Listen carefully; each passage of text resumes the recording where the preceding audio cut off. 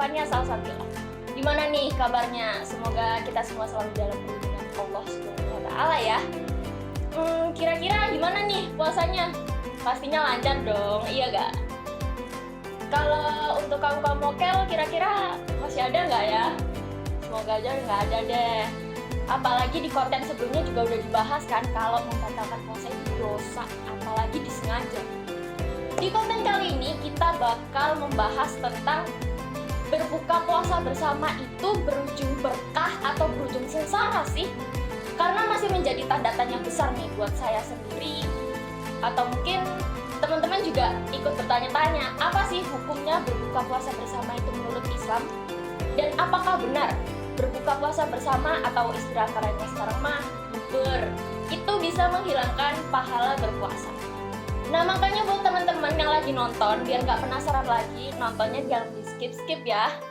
Dan seperti biasa di konten kali ini kita gak sendirian. Saya ditemani oleh Pak Bakir. Bagaimana kabarnya Fania? Alhamdulillah. Masih lancar puasanya? Alhamdulillah masih Pak. Alhamdulillah. Dan mungkin kita bisa langsung aja nggak sih Pak masuk ke topik? Boleh. Tadi tema yang disuguhkan kan buka bersama itu berujung pahala atau malah berujung sengsara. Nah, saya mau beritahu dulu. Budaya berbuka puasa bersama sebenarnya dalam Islam tidak ada hukumnya atau tidak ada budayanya. Itu cuman buka bersama itu cuman kaum generasi Z ya atau milenial dalam artian.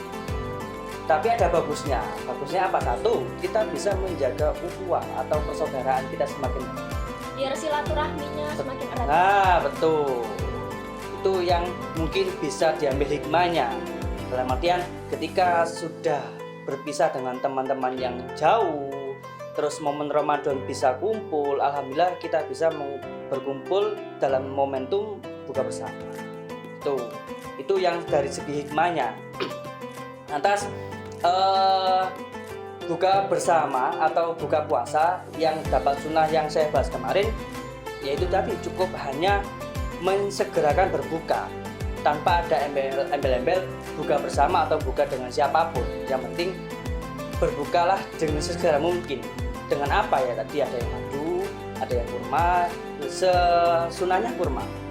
Tapi ada beberapa kasus juga yang mungkin tidak ada sama sekali, otomatis berbuka dengan hal yang bisa membatalkan puasa. Asalkan berbuka puasanya tepat pada waktunya, setelah azan maghrib, bukan setelah azan zuhur.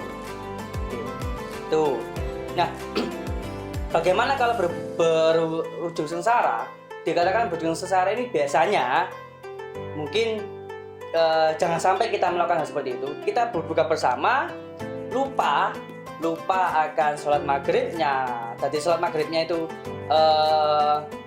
apa ya? Biasanya kita lagi enaknya makan bareng-bareng sambil ngobrol, lupa sholat maghrib sampai sudah waktunya isya. Nah ini kan juga sangat-sangat fatal. Apalagi mungkin biasanya berbuka bersama itu 85% pasti lupa sholat tarawihnya, ya kan? Karena keasikan ngobrol tadi. Lah ngobrolnya ini yang jadi permasalahan. Kalau orang itu biasanya ngobrol-ngobrol ya Pak, nggak lama menyuruh ke gibah gitu. Tapi nggak mau ngaku kalau gibah gitu loh. Tapi mengakunya itu mengoreksi tingkah laku orang lain, itu gimana? Kalau bahasan mengoreksi orang lain itu kan berarti otomatis kita membicarakan orang lain dan orang lain itu tidak ada di situ. Iya Ya kan? Iya. Kalau niatnya mengoreksi berarti kan harus ada evaluasi. Evaluasi berarti harus ada objeknya yang mau dievaluasi. Kalau mengoreksi kan berarti kalau tidak ada orangnya termasuk ghibah. Ghibah kan kita, ya, definisi ghibah itu kan membicarakan orang lain tanpa ada orangnya dan bisa berakibat fitnah. Karena Rasulullah SAW memberi sabda, ghibah itu lebih dekat ke keburukan karena di situ pasti ada timbul bumbu-bumbu untuk fitnah. Tuh. Makanya kalau ada yang mencari pembenaran itu berarti dia hanya kepingin membenarkan dirinya sendiri untuk beraktivitas ghibahnya biar tidak ada hukumnya. Membenarkan kesalahan diri. Membenarkan ya, kesalahan diri otomatis. Tuh. Itu sih kalau ghibah. Terus kalau yang lainnya, misalkan gini, kita buka bersama, ya kan? Dengan makan, dalam makan tapi dengan berbicara itu juga tidak baik.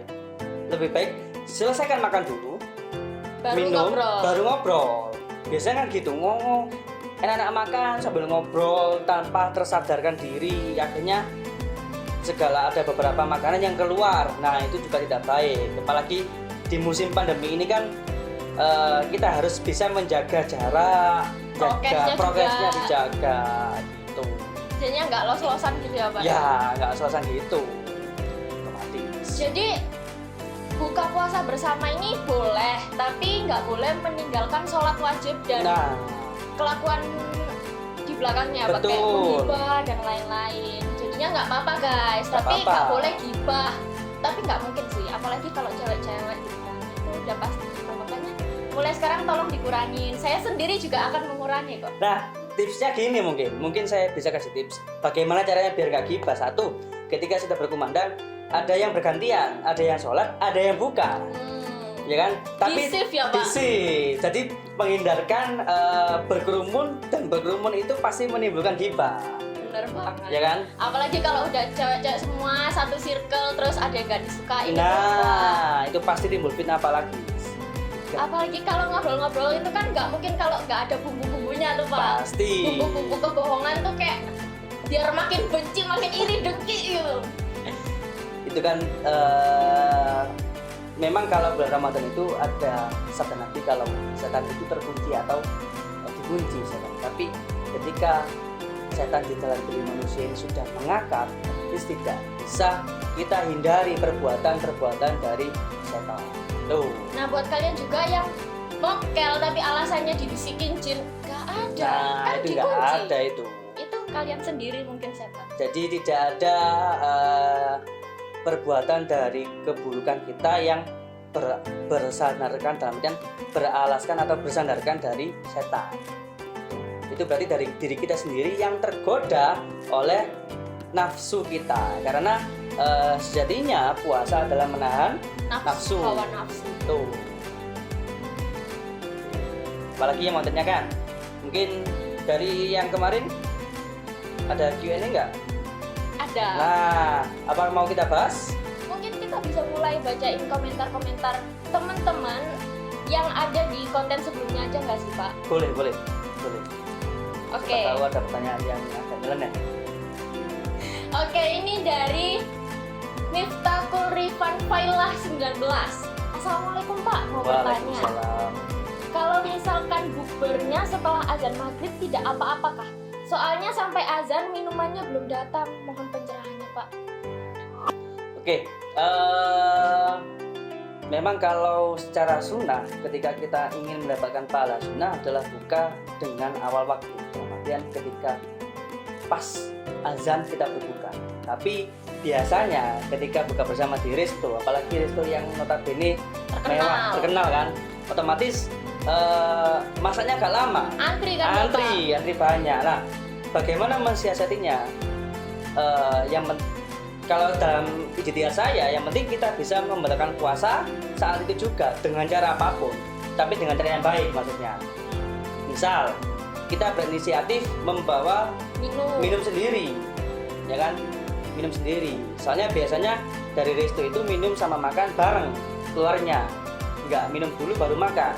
Makanya saya biasanya kalau ada undangan buka bersama pasti inisiatif bawa minum sendiri untuk membatalkan puasa biar dapat pahala sunnah juga.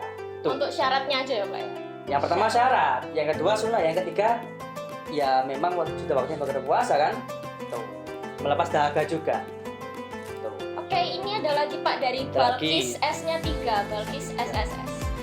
Mau tanya dong, semisal kita lagi bubar, terus kita semua nggak melaksanakan traweh, apa pahala kita juga berkurang? Secara kan traweh hukumnya sunnah Pak. Oke, pertanyaan bagus.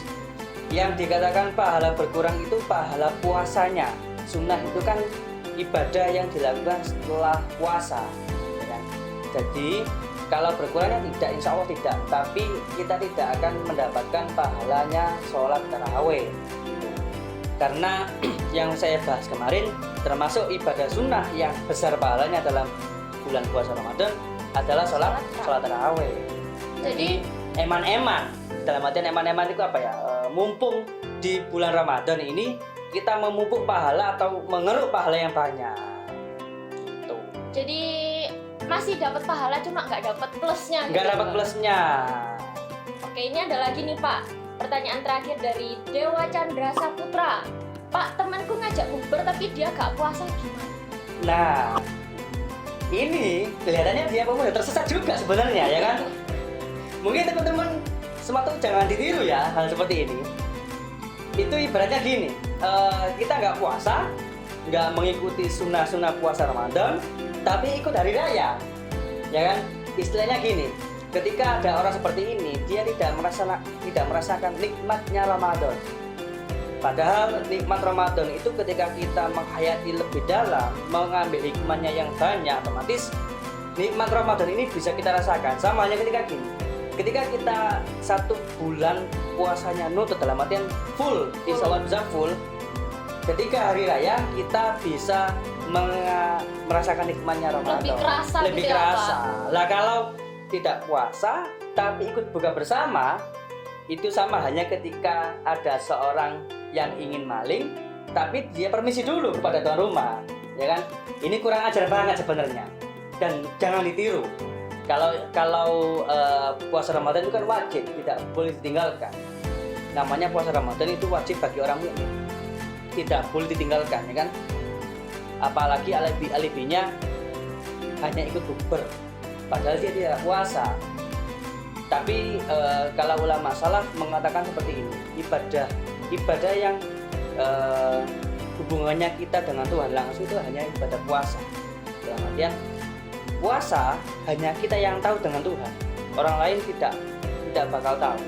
Bisa aja kita sekarang di sini ya Pak, saya puasa, terus mokel, tapi ditanyain anak-anak masih puasa nggak? Masih. Nah, gitu. Kan tidak ada yang tahu. Makanya ibadah puasa ini, kata Allah, firman Allah, ibadah yang hanya untukku adalah ibadah puasa. Maksudnya gini, kalau ibadah sholat mungkin kita sholat yang khusyuk biar dilihat orang tua, ya kan? Terus zakat itu kan ibadah wajib. Setiap kita mengeluarkan zakat itu kan tercatat oleh basis atau lembaga amal, ya kan? Ibadah haji apalagi budaya di Indonesia, ibadah haji sebelum berangkat ada syukuran dan lain sebagainya. Ada acara dulu ya Pak. Sedangkan ibadah yang khusus untuk Allah adalah ibadah puasa, entah itu puasa sunnah atau puasa wajib. Makanya kita tidak tahu orang ini puasa apa tidak. Yang harus kita jaga adalah puasa kita bagaimana, hubungan kita dengan Allah bagaimana.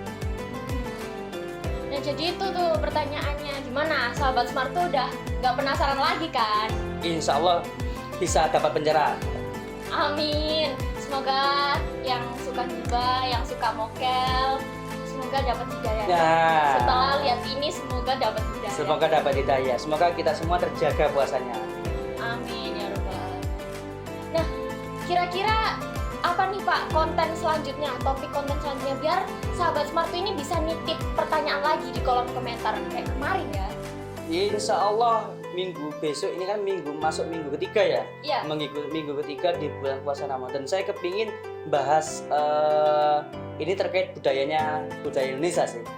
Terkait hedonisme di bulan Ramadan. Dalam artian hedonisme menuju hari raya Idul Fitri. Apa itu hedonisme? Kita bahas di podcast minggu depan aja.